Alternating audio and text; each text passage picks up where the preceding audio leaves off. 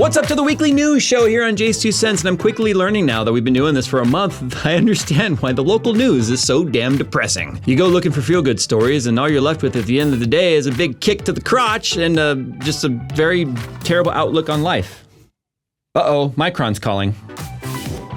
If you're building a PC that's meant to be seen, then check out the new Atlas P6 CG from Gemdias. This isn't just another fish tank case. The Atlas P6 CG features a massive 270-degree curved tempered glass design that gives you an uninterrupted view of your hardware from almost any angle. And for those of you who spend way too much on collectibles, don't worry, Gemdias thought of that too, and it actually includes a dedicated display platform with its own spotlight. Cooling is handled with 4 pre-installed ARGB PWM fans and the chimney-style airflow layout that pulls cool air from the bottom and exhausts heat naturally through the top and rear. It also supports up to 360mm radiators, GPUs up to 425mm long, and even rear connector motherboards for a cleaner cable management look. You also get USB-C on the front I/O and includes an ARGB hub, adjustable GPU support bracket, and a dual chamber layout designed to keep your build looking as clean as possible.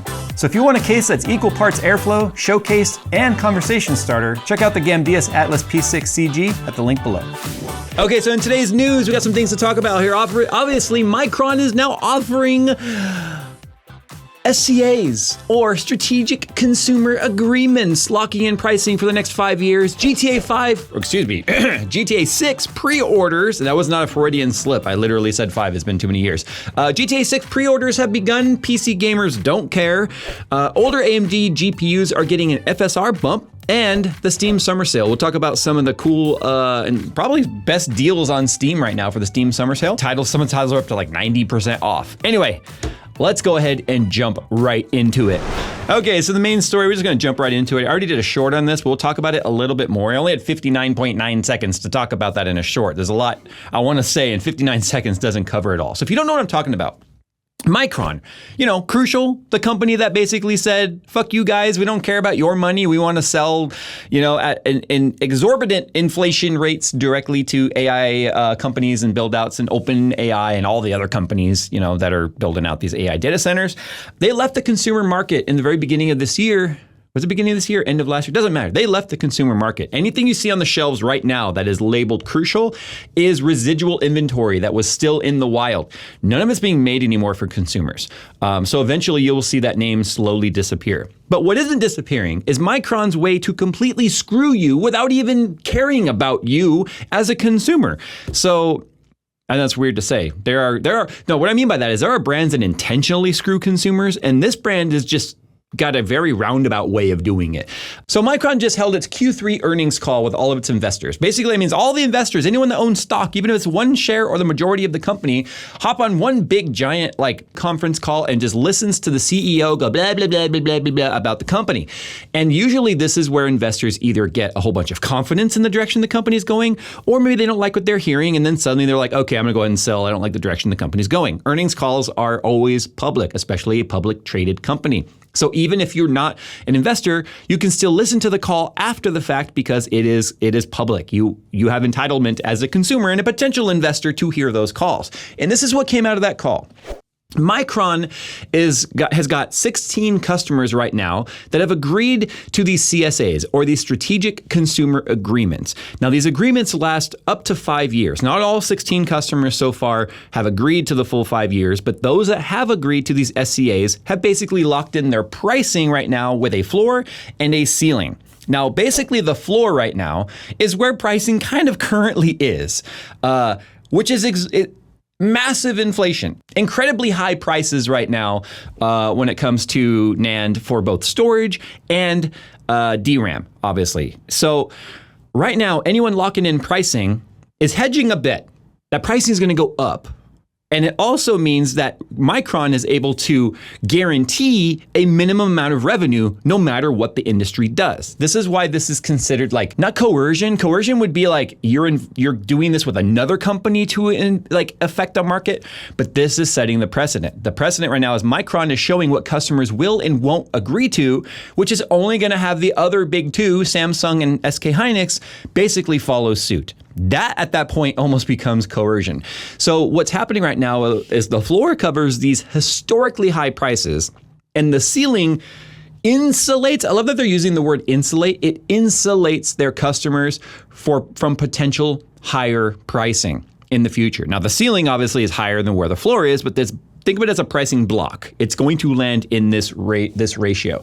Now, what's also interesting about this is the customers that are agreeing to the SCAs are also upfront paying for a minimum amount of guaranteed purchases over those years.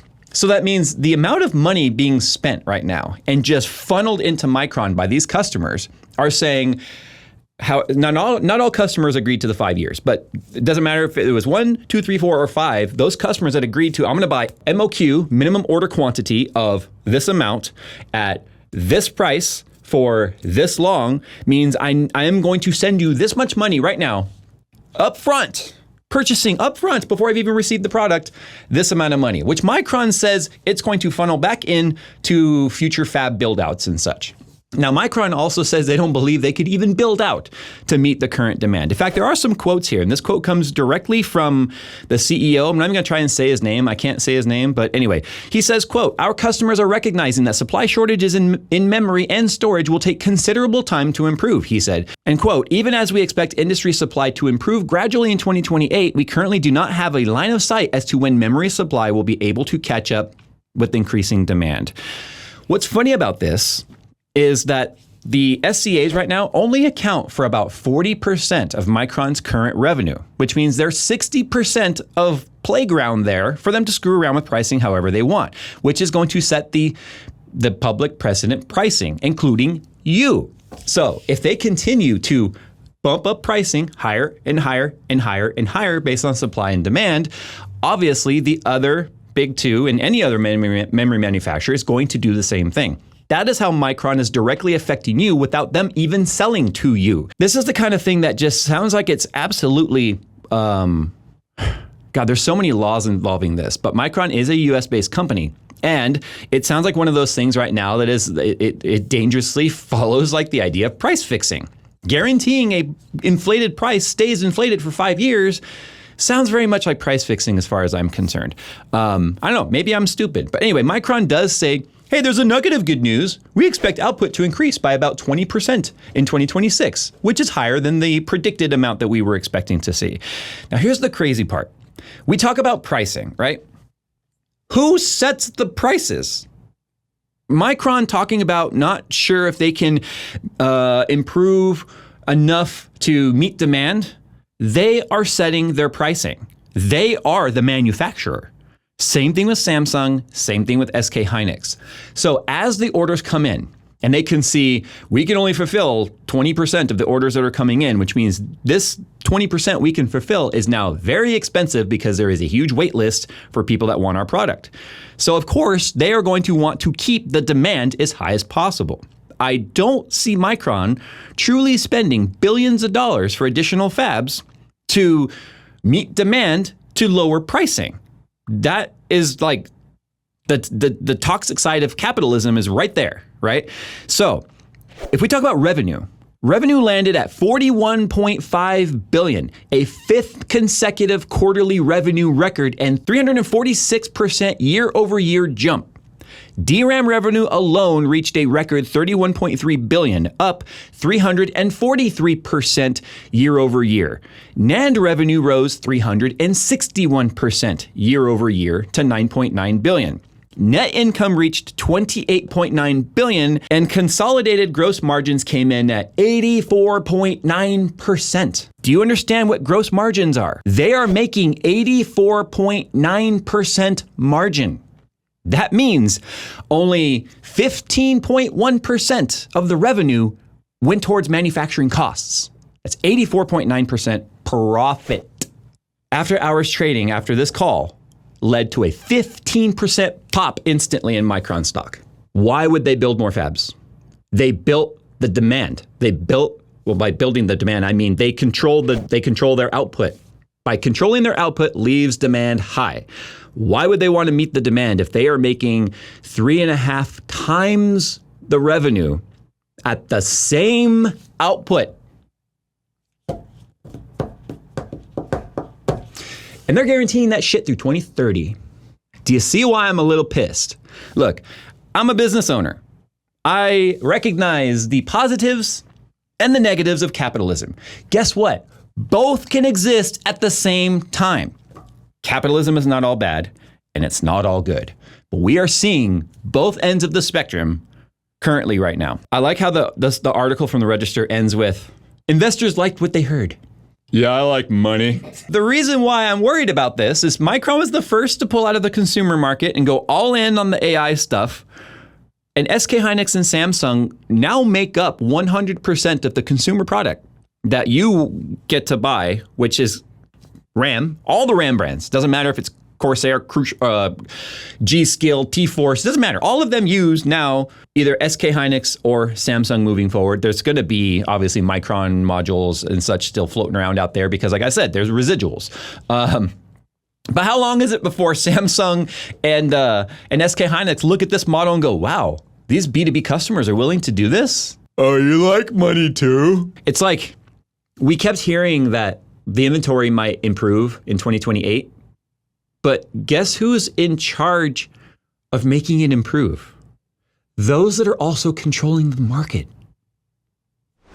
Okay, so let's go ahead and move on to some gaming stuff. Grand Theft Auto 6 pre-orders are live for PS5 and Xbox. Don't forget, that doesn't include you PC folks. You guys, this is an interesting one because we have some data here that kind of shows that PC gamers, especially with what they showed with the Red Dead Redemption series, is a true core for Rockstar. It's really interesting here.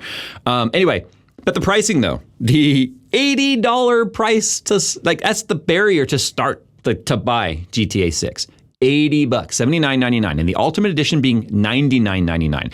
Now vehicles, I love the vehicle names. The 95 Grotti Cheetah, the 67 Vapid Dominator Buggy, Jason's Safe House vehicles. Hey, I got my own thingy. Army Fatigue Tinged Dinka Enduro Motorcycle, or the Crest Kayak, the Shih Tzu Squallow Watercraft with weapons crate, and special commission to track down a variety of classic cars and revitalize them. Anyway, weapons, the Hawk and Little Morgan revolvers, personalized variants for Jason's Girardi ES9 and Lucia's Close K17 pistols.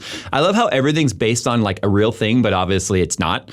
You got your Vice City style, you got your good time gear locations. Now this is looking at actual stories that are behind a paywall when it comes to the articles and such. But obviously there's a lot of people talking about this right now. So we got the Ride Out Customs Mod Shop, Sarah's Unisex Salon, Stock 305 Clothing Store, the Electric Fang Tattoo Shop, One-Eyed Willie's Mod Shop for off-road vehicles, and PTT Youngin's Illegal Goods Store.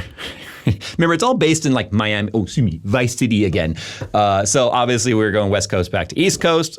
Pre-order bonus includes the Vice City pack, which has the 55 Vapid Stanier vehicle, outfits and hairstyles, and weapon pattern. Now, what sort of sucks about the Ultimate Edition here is that some of the cars and customization and stuff are locked to that Ultimate Edition and not the Standard Edition. So basically look at it this way, like what if Los Santos Customs, you could only access the car customization if you bought the edition, like the Ultimate Edition, right? So yeah, Toxicity right now, DLC and bonus editions now.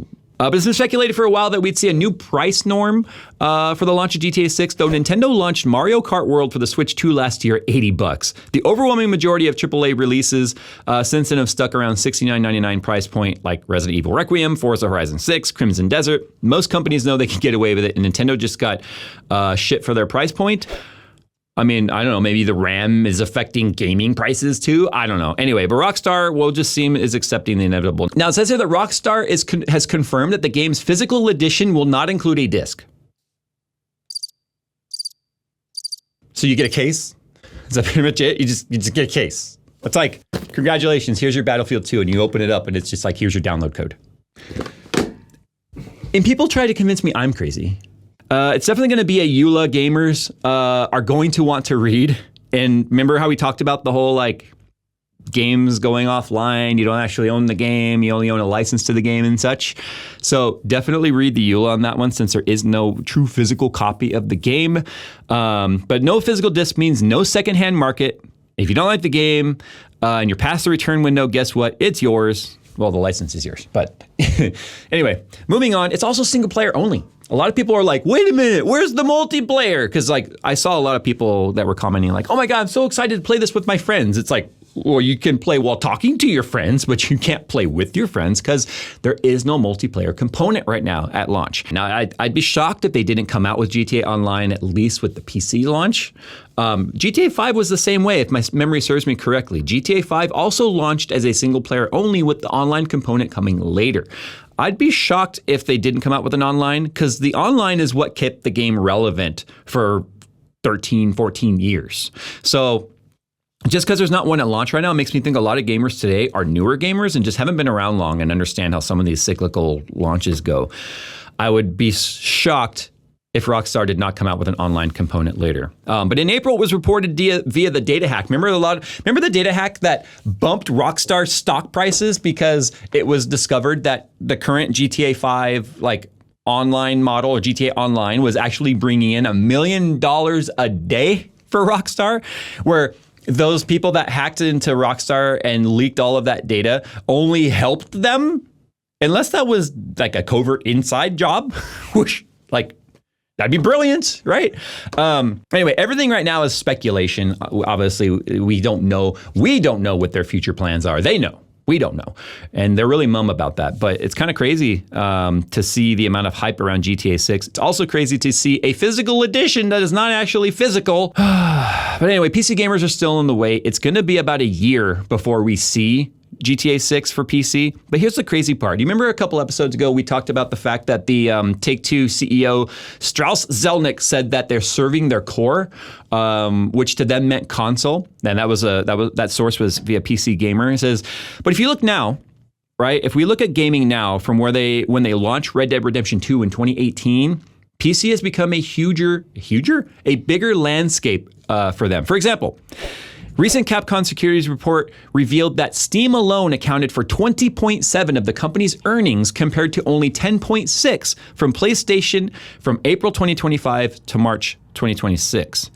Now, the only thought here is that maybe the console gamers played the story, maybe played a little online, got tired of the hacking. Let's just face it, the GTA 5 Online is a hacking playground. And they just probably moved on. But the fact that PC right now from the last year accounted for double the revenue than PlayStation accounted for means you got some metrics there you can't ignore. It's kind of interesting to see where this is going, but it's a little sad to also see, big developers like that just kind of throw PC gamers to the side. I'm just really hoping that the PC launch is just that much better than the console launch, because they're going to have about an extra year to really polish that. Hardware's moved forward a lot, and GTA 5 to this day still looks great. It's still fun to play. And I'm looking forward to GTA 6, especially with the map size difference versus GTA 5, especially as any sort of sandbox. Because even if you play single player, you can still sandbox the crap out of that. And so I'm looking forward to it. I am. Anyway, rapid fire news time. Yeah, push the right button. It still has all our podcast sounds on there, whatever. Valve confirms you can finally build your own Steam machine with the latest OS update, and releases SteamOS. This has been a project of theirs for a long, long time.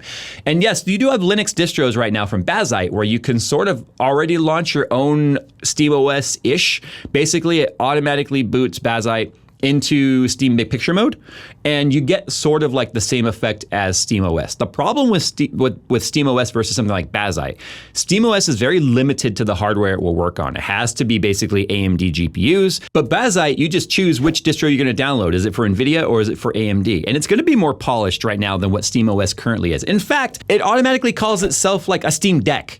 So it's not even polished as it is right now as a release. It's a free thing. It is not something that I think they're really going to put a whole lot of effort into to allow you to go out there and build a Steam machine, potentially negating the ability for them to sell Steam machines. But we are literally working on a video right now where I've already got the parts for a SFF build that matches the price of the 2 terabyte build. Really, I think it's $20 difference, and will absolutely shit all over the Steam box in a console form factor. So that's a fun video that we're looking forward to bringing to you guys next week. Well, technically this week as you guys are watching this video.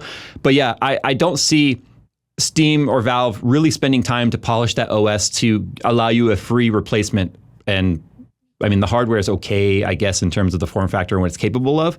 But yeah, I firmly think the Bazite version of Steam Big Picture is better and probably going to be better experience than than the SteamOS official distro. But it's currently in beta right now, the SteamOS for Lenovo Legion Go, which I have, the Asus ROG Ally, other AMD-powered handhelds, and AMD discrete GPUs. So like I said, it only works with AMD hardware right now, which is what they've been developing it for, because that's the hardware they had chosen to build the Steam Machine out of. So why would they dev for other hardware that they're not using at all? But speaking of AMD hardware, FSR upscaling 4.1 is now available for AMD Radeon RX 7000 series graphics. So this comes directly from AMD Gaming. So Valve confirms it's also working with AMD on FSR4 support for the Steam Machine. So that'll give it a fairly decent bump in performance, theoretically, once that happens. So Valve says, quote, "We've been working with AMD on FSR support for the Steam Machine and can confirm that it will be coming soon," end quote. So the Steam Machine is running AMD 3 powered GPUs right now. It's a semi-custom RDNA 3. It's semi-custom because it's not basically a plopped out wafer from another SKU and stuck on there. It's built specifically for that. So that's why it's called semi-custom. Basically what you should hear right there, if you heard a bunch of letters and numbers you don't understand, is older GPUs are gonna get a performance bump without having to spend a dime. That's cool. That's good stuff. That's the kind of stuff we've always complained about NVIDIA, going, man, they lock so much of their technologies behind a hardware paywall. Even though people have gone in and hacked the drivers and such and made things work on older GPUs, showing NVIDIA could do that if they wanted, but NVIDIA chooses nope, if you want the latest tech, most of the latest tech anyway, you've got to have at least this lower limit of hardware, and forward makes people have to keep buying new stuff. But AMD showing this backwards support for their latest FSR models is a good thing. That means handhelds are going to get a huge bump. It means older desktop PCs running older AMD GPUs are going to get a performance bump. It means older laptops or even newer laptops are going to get a potential performance bump. So it's not a bad thing. It's not a bad story, whatever. But what is a bad story are the updated pricing for electronics. So Xbox console prices go up anywhere between $100 to $150, or 25.1%, up to as high as 33.4%. So for instance, the Xbox Series S 512 gig is going from $399 to $499. The Series S 1 terabyte from $449 to $599, so $150 jump. Series X Digital 1 terabyte from $599 to $749, a 25% jump. And Series X 1 terabyte is going up $150 from $650 to $800. Remember that story we talked about last week, how the Xbox CEO was saying that AI is making hardware too expensive and Xbox non-profitable and unsustainable? The irony that she came directly from their AI division is really kind of funny to hear that. In fact, we live in such a crazy world right now where apparently there is a direct program to finance your Xbox. 0% APR apparently for up to 12 months. But just like PC, oh man, we live in such an interesting time. I don't recommend going into debt, but I think right now with current pricing models, it's becoming difficult not to at least subsidize some of the pricing through debt. 0% APR is one thing, but if you're paying ridiculous like annual percentage rates, like don't, just save longer, please.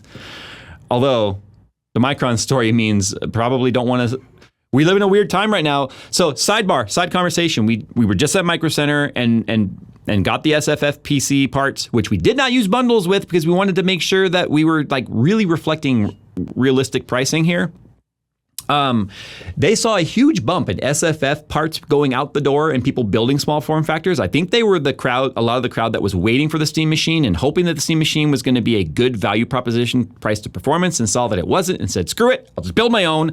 Went there, gobbled up a bunch of the parts, and then we were left with some of the leftovers because by the time Steam Machine came out and when we could get there, parts that were in stock weren't in stock anymore. So they did say, yes, we have seen a big rise in SFF parts going out. They also said they have been seeing a huge rise in PC parts being sold overall. Like for a while there was a huge dip. We would go to Micro Center and it wasn't like a ghost town, but it wasn't like its normal like packed parking lot and just like people waiting for the door to open at 10, which is what we saw before the crazy RAM pricing stuff. And then it went very quiet. And then when we were there the other day, we pulled in at like, 10:30, only 30 minutes after they opened, and the parking lot was full. We had to park like way far away. And I said, have you guys been seeing a big bump in PC build your own parts, like components? And they said, oh yeah, lots of people. Because I think what's happening now is those at the beginning of the year, they're like, I'll just wait a little bit to see if pricing comes back down, are only seeing the pricing only going up and up and up and up and up. So now they're afraid to wait any longer, because if they do, the price is only gonna be higher. So now they're like, well, shoot, I just gotta pull the trigger. Those that waited too long price themselves out. Those that still have some budget and some disposable income are like, I'm just gonna do it now, because as time goes on and those prices go higher, that's that much more of the consumer base that's like priced out. So I think people are now not panic buying, but they're just like, I'm done waiting. It's just not going the direction I had hoped. So if I wait any longer, I'm only going to screw myself more. So I think that's what's potentially happening here. But speaking of saving money, you've got the Steam summer sale.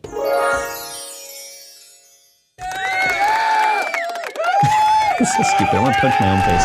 Cyberpunk 2077 is currently 70% off the base game price. So it's now $17.99.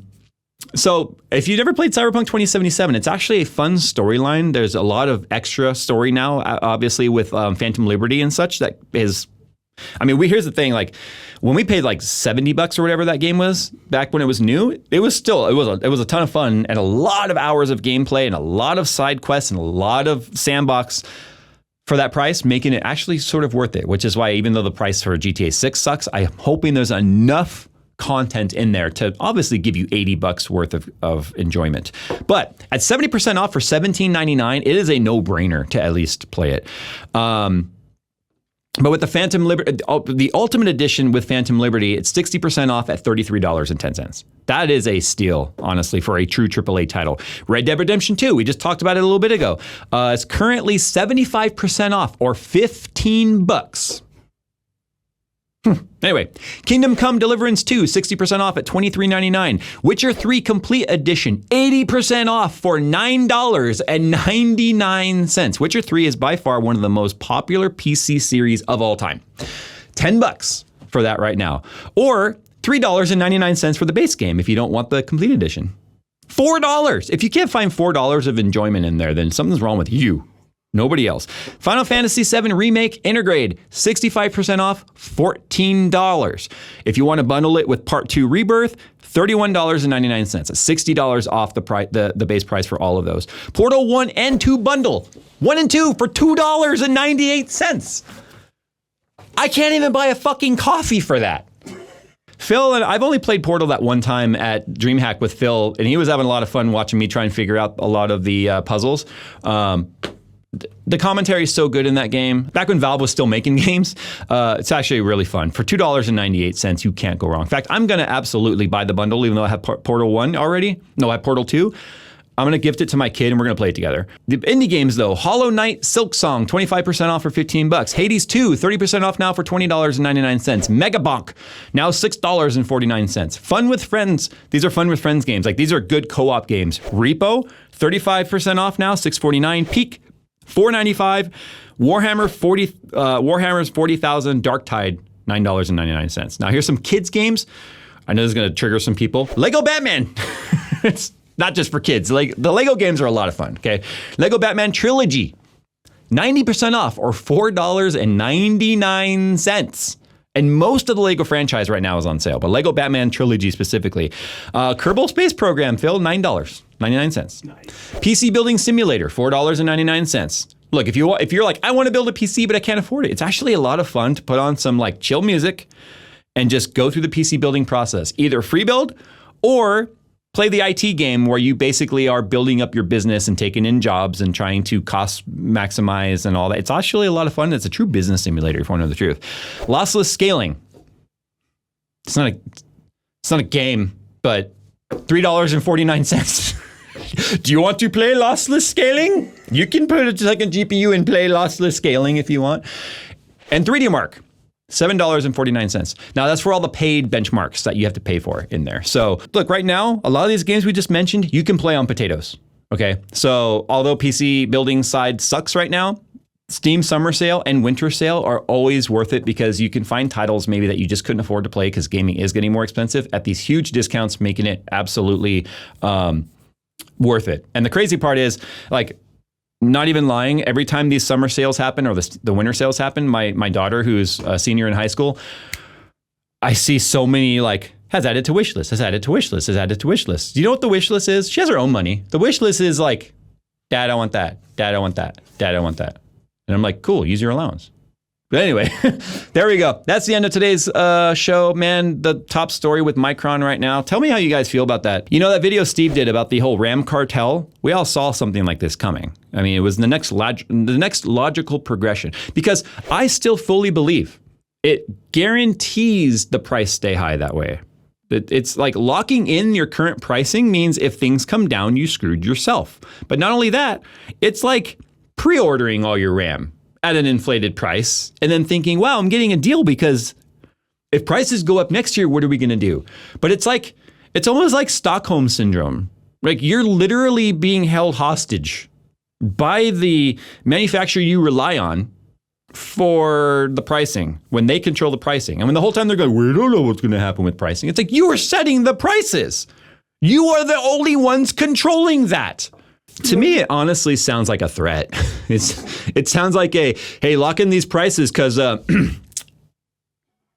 we don't know what's going to happen with prices.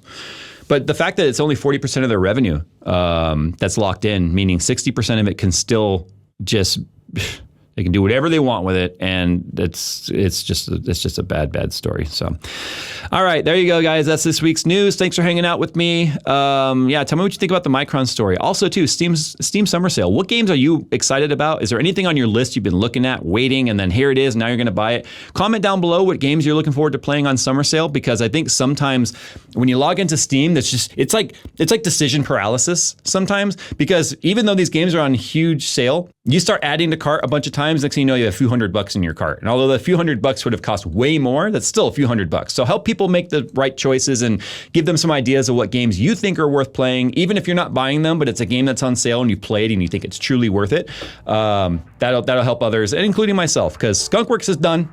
It's going home. I'm finally going to play some games again. It's been 2 weeks since I've been able to play games, and I'm excited now to sit there and look at my nostalgic PC that I love so much and play games on it while drooling over how pretty it is. All right, guys, thanks for watching. As always, we'll see you in next week's news video, unless we see you somewhere along the way.